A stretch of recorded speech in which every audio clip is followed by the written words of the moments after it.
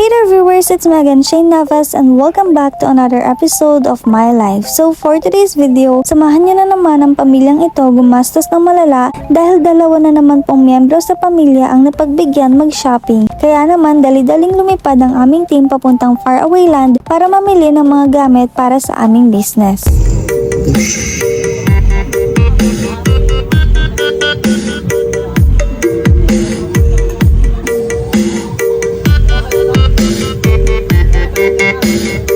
Tinas nga lang nila lahat ng speakers na bibilhin namin at kasama na nga itong dalawa doon. Sa lahat nga ng klase ng unboxing ay eto na nga yung pinaka-paborito ng papa at kuya ko. Sabi ko nga sa lahat ba naman na magiging paborito nila ay eto pa naman kay mamahal ang napili. Huy!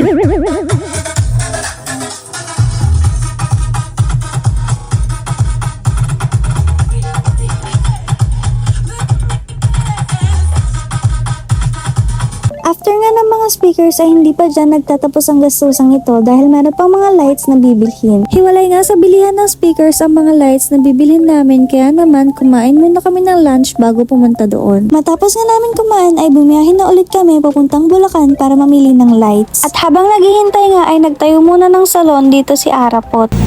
Hi! It's me! At eto na nga yung mga lights na bibilhin namin. Kung maaalala nyo nga noong April 1 ay galing na rin kami dito at dinagdagan lang din namin yung mga binili naming lights noon. Pagkatapos nga namin bayaran ito ay bumiyahin na ulit kami. Ngayong araw nga rin pala kami uuwi dahil kinabukasan nga ay may pasok na sa school si mama at ang aking bunsong kapatid. So that's it for today's video everyone. I hope you like it and see you again on my next one. Bye!